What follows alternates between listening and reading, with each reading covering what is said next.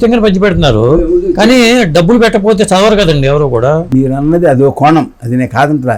ఇప్పుడు చదివినా చదవకపోయినా పుస్తకం ఇచ్చాడు కదా, కార్డులు ఇచ్చాడు కదా అని 2 కార్డులు రాస్తే అది చాలు గవర్నమెంట్కి, ప్రభుత్వానికి, కేంద్ర ప్రభుత్వానికి, రాష్ట్ర ప్రభుత్వానికి తలో కార్డు రాసినట్లయితే ప్రభుత్వానికి జనం కోరుతున్నారు అని తెలిసే అవకాశం ఏర్పడుతుంది. అదే లేకపోతే ఏమవుతుంది, ఇది ప్రజాస్వామ్యం కదా, వాడు సెక్యులర్ ప్రభుత్వం, వాళ్ళంతా వాళ్ళ కలెక్ట్ చేసిన అవకాశం పుస్తకాల్లో మార్చాలి.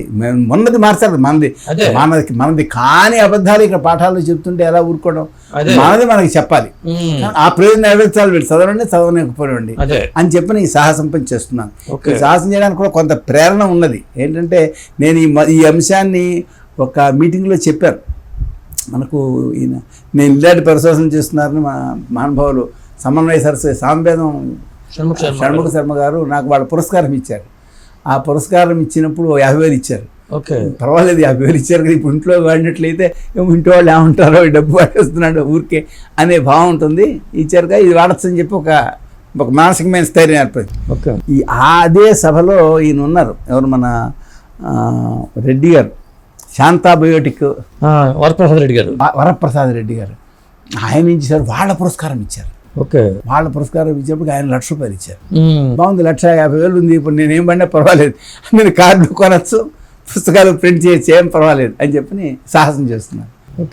ఇక్కడికి అయిన తర్వాత ఆ పెయిన్ మళ్ళీ దొరికితే ఇదిగో ఇప్పుడు ఈ మధ్య ఈ పుస్తకాలు ప్రింట్ చేసాం మళ్ళీ.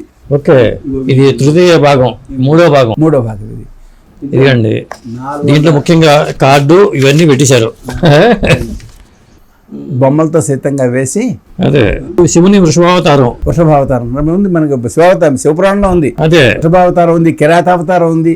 కానీ అక్కడ ఏ అవతారాలు ఉన్నాయో ఆ అవతారాలు మనకి హరప్పా సంస్కృతిలో దొరుకుతున్నాయి. ఇప్పుడు నాకు కనీసం హరప్పా సంస్కృతిలో 100 ఆధారాలు ఉన్నాయి. ఏది ఇది హిందూ సంస్కృతే అంటే భారతీయ సంస్కృతే, ఇది వేరే సంస్కృతి కాదు అని చెప్పడానికి ఆధారాలు తింటే నేను ఉద్యమం లాగా ముందుకు తీసుకెళ్లారు మీరు ఇప్పుడు దాకా చేస్తున్నాను. మరి కానీ ఒక ఫౌండేషన్ లాగా పెట్టి దీన్ని ఒక ఉద్యమం లాగా వెళ్తే ఇంకా బాగుండేది కదా, ఆర్గనైజర్ గా. మీరు చెప్పేది నిజమే, అలాంటి మీరు మరి కొందరు కలవాలి. ఎందుకంటే దీనికి కారణం ఏంటంటే ఇప్పుడు నేను వయస్సు పెద్దదైంది, రెండోది ఇప్పుడు నేను వెతకాలి, అన్వేషణ చేసి నేను రాసేటప్పుడు ఆలోచన చేసేటప్పుడు చాలా చెత్తగా రాస్తాను, ఎంత అర్థం కాకుండా రాస్తాను. దాన్ని ఎవరో ఫేర్ చేయాలి, అయితే మళ్ళీ నేను ఫేర్ చేసుకోవాలి. ఫేర్ చేసిన తర్వాత ప్రింటింగ్ మొదలు DTPకి ఇవ్వాలి. DTP ఇస్తే వాళ్ళు తప్పులు వేస్తారు. ఇవన్నీ అతి ప్రాచీన విషయాలు, వాళ్ళకి తెలివి పాపం. తప్పులు వేస్తే మళ్ళీ దిద్దాలి, ఒకసారి దిద్దితే చాలదు, రెండోసారి దిద్దాలి, మూడోసారి కూడా దిద్దాల్సి వస్తుంది. దిద్ది ఇక్కడ అయిన తర్వాత ఆ పైన ప్రింటింగ్కి ఇవ్వాలి. చూసారా, ఇప్పుడు పూర్వం అయితే నేను ఉపన్యాసాలకు వెళ్ళేవాడిని, వెళ్ళినప్పుడు నేను రాసిన పుస్తకాలు తలోటి ఇచ్చేవాడిని. ఇప్పుడు ఉపన్యాసాలకు కూడా వెళ్ళడానికి ఓపిక తక్కువ ఉంది, శరీరం ఓపిక తగ్గింది, కాళ్ళ పట్లు తగ్గాయి, కళ్ళ క్యాటరాక్ట్ వచ్చింది. ఇటువంటి పరిస్థితుల్లో నేను ఇంకా దీనికి మళ్ళీ ఓ ఫౌండేషన్, మళ్ళీ ఆ ప్రయత్నం అదంతా ఎక్కడ చేయగలను. ఎన్ని సంవత్సరాలు మొదలుపెట్టి మీరు ఇప్పుడు 25 ఏళ్ల వెనక అసలు ప్రారంభం, మొదటి ప్రారంభం 25 ఏళ్ల వెనక ప్రారంభమైనా కలకత్తా వెళ్ళొచ్చాను, ఏవో కొన్ని రాసినా ఆ పుస్తకాలు పంచిపెట్టానే తప్ప ఆ పైన ఏం చేయాలో తెలీదు. ఆ మధ్యలో ఒకటి వచ్చిన సమస్య ఏంటంటే నాతో పనిచేసే ఓ మిత్రుడు అది ఆ సమస్య దీనికి వచ్చింది, అది మీకు చూపించినటువంటి దీనికి కూడా వచ్చింది. నాతో పనిచేసే ఒక మిత్రుడు, మిత్రుడు అంటే నాతో లెక్చరరే, ఏమంటే మాకు క్రైస్తవ మతానికి 2000 సంవత్సరాల వెనక చర్మంపై ఉన్న శాసనం ఉంది, మీకేం లేవు, మీరంతా బట్టి అబద్ధమే అని చెప్పి అన్నాడు నాతో. అట్లాగా అంటే ఏం చెప్పాను, సమాధానం నా దగ్గర లేదు.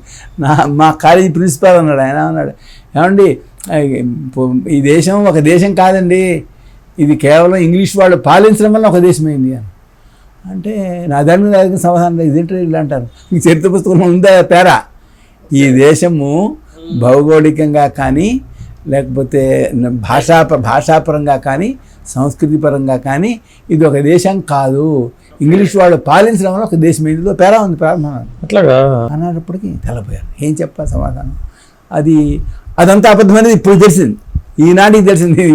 ఇప్పటిది కాదు, ప్రపంచంలో సంస్కృతి కలిగినటువంటి దేశాలు బయలుదేరిన కాలంలోనే ఈ దేశంలో రామచంద్రుడికి 34వ తరంలో మొట్టమొదటి పట్టణం కట్టి భారత వర్షం మొత్తం తప్పించిన మహాచక్రవర్తి ఉన్నాడు మనకి, భరత చక్రవర్తి. దేశం కాదు అనే మాట నిజం కాదు అని ఇప్పుడు స్పష్టంగా చెప్పగలుగుతున్నాను. కనుక ఈ మధ్యలో ఇంకొక ఆయన వచ్చాడు, ఆయన లెక్చర్, ఆయన ఇచ్చాడు, ఆయన రాహుల్ సాంకృత్య ఆయన దివోదాస్ పుస్తకం ఇచ్చాడు, ఇది చదవండి అన్నాడు. దాంట్లో విషయం అంటే ఋగ్వేదంలో ఆర్యులు ద్రావిడులను కిరాతకులను కిరాతకంగా చంపి వాళ్ళ ఇళ్ళు దోచుకుని ఇళ్ళు తగలబెట్టి దేశాన్ని ఆక్రమించుకున్నారు అని ఋగ్వేద మంత్రాల్లో ఉంది అని. ఓకే, ఋగ్వేద మంత్రాలు ఉంటాయి, అది ఋగ్వేదం ఏమిటి? అదే మన ఋగ్వేదం అంటే చాలా ఏదో గొప్పది, దేవుడి నుంచి వచ్చింది, దేవుడికి సంబంధించింది, దేవుడి విషయాలు తెలుస్తుంది అనుకుంటాం. ఇది ఉందంటున్నాడు ఈయన. ఎంతవరకు నిజం? నేను యజుర్వేదం చదువుకున్నాను, యజుర్వేద భాష్యం చదువుకున్నాను, యజుర్వేద భాష్యం పాఠం చెప్పాను, విద్యార్థులు తయారయ్యారు. కానీ ఈ ఋగ్వేద భాషను చదవలేను నేను. ఓ గురుగారి దగ్గర ఋగ్వేదం కూడా కొంత చదివాను. అది కూడా ఎందుకు చదివాను? చార్వాక అని పత్రిక ఉండేది, దాంట్లో వేదాన్ని గురించి, వేదాల్లో బూతులు అని రాశాడు. అవును, నేను ఒక ఆయన 4 వేదాలు చదివినానంటే ఆయన దగ్గరికి వెళ్ళాను. కపిలవాయి యజ్ఞేశ్వర శాస్త్రి గారిని, పెద్ద ఆయన నా 5 వేదశాఖలు 6 వేదశాఖలు చదివారు ఆయన. ఆయనతో చెప్పి ఎలా ఉందండి, ఉంది అంటే ఊరుకుంటే ఏమవుతుంది, మీరు నా దగ్గర రండి, నేను ఋగ్వేదాన్ని పాఠం చెప్తాను, దాని భాష్యం చదివి అప్పుడు జవాబు చెప్పాలి అన్నారు. అంటే నిజమే అనుకున్నాను, అమాయకం, చిన్నతనం. ఆయన దగ్గరికి వెళ్ళాను, విజయవాడ వెళ్ళి ఆయన దగ్గర 2 అష్టకాలు చదివాను. చదివాక ఆ తర్వాత ఆయన పాపం మతి తప్పింది, అందుకని ఇంకా చదవడం కుదరలేదు, వచ్చేసాను.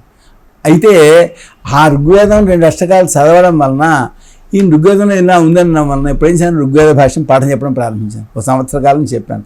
ఆయన ఏ మంత్రాలు చెప్పాడో వరుసగా ఆ మంత్రాలని, ఆ మంత్రాల అర్థాలని, ఈయన చెప్పిన కథల్ని జోడిని చూశాను. చూస్తే అంతా అబద్ధమే, ఒకటే నిజం కాదు. చాలా పెద్దవాడు ఆయన, పద్మభూషణ అవార్డు పొందాడు. వల్గాసే గంగావతి దివదాసుడి చాలా ప్రసిద్ధ రచనలు. కానీ ఆయన చెప్పిందంతా కట్టు కదా, ఋగ్వేదానికి దీనికి సంబంధం లేదు. అద్భుతమైన పుస్తకం అంటారు. అద్భుతమైన పుస్తకం అది, అదే పుస్తకం. ఇది 2014లోనే ఎప్పుడో దీన్ని ముద్రణ చేయడం జరిగింది. ఓకే, వాళ్ళు ఎవరన్నా కాదన్నట్టు చెప్పి చేసుకుంటూ వచ్చారు. నేనే ఆయనే నిందించలేదు, చాలా గొప్పవాడని తర్వాత తెలిసింది. ఆయన మొదట ఆయన గొప్పతనం తెలిస్తే నేను ఈ పని చేసేవాడు కాదేమో, 2010 అప్పుడు ఈ పుస్తకం రాసేవాడిని కాదేమో భయపడి. కానీ ఆయన ఎవరో నాకు తెలియదు. మన సంస్కృతి రాహుల్ గ్రహణం అని చెప్పి వరుసగా ఆయన చెప్పిన ఆరోపణ, ఆ తర్వాత కింద ఆ మంత్రానికి ఉన్న అర్థం. ఇది కాపీ లేవండి, ఇది చదవబట్టింది. అప్పుడు అయిపోయి 1000 కాపీలు అమ్మేసాం, ఇచ్చేసాం అందరికీ. ఒరిజినల్ కాపీ మీరు పెట్టుకుంటే పోయింది కదా. లేదు, ఆ తర్వాత మళ్ళీ ప్రింట్ చేయించాం. ఇప్పుడు చేయించారా? వేదానికి రాహుల్ మళ్ళీ పుస్తకం వచ్చింది, అది మధ్యలో జరిగింది. అయితే ఇది దీనికి దానికి సంబంధం ఉంటుందో నాకు అప్పుడు తెలియదు. కానీ నాకు తర్వాత తెలిసింది ఏంటి, ఇంతకాలంలో స్వాతంత్ర్యం వచ్చాక 77 ఏళ్లలో వీళ్ళు చరిత్రలో ఇంతకుముందు పాఠం చెప్పినట్టుగా ఆర్యులు ద్రావిడులని నాశనం చేసిన దానికి ఒక్క ప్రమాణం దొరకలేదు. ఓకే, ఒక్క ప్రమాణం దొరకలే, వీళ్ళు పాఠాలు చెప్పేశారు. అయితే ఈయన ఏం చేశాడు ఘనకార్యం, ఇది ఋగ్వేదంలోనే ఉంది, వాళ్ళకు ప్రమాణం చూపించారు. అవును, ఇది ప్రమాణం అయిపోయింది.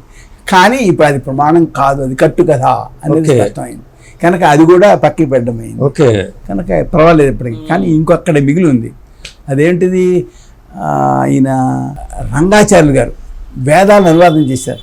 దాశరథి రంగాచార్యులు గారు. అవును, చేసిన దాన్ని ఏబిఎన్ ప్రసాద్ గారు, అప్పుడు ఆయన పత్రికలో ఉండేవారు ఎడిటర్ గారు, ఆయన ఎడిటోరియల్ రాశారు. ఏబికే ప్రసాద్ గారు ఆయన ఏం రాశారు, చాలా బాగుంది. ఇది వేదాల గురించి చెప్తే అయితే ఒక్కడ మిగిలిపోయింది.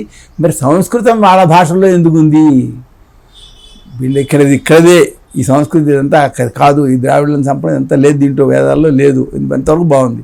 మరి సంస్కృతం వాళ్ళ భాషలో ఉంది, ఆ ప్రశ్న మిగిలిపోయింది అని రాశారు.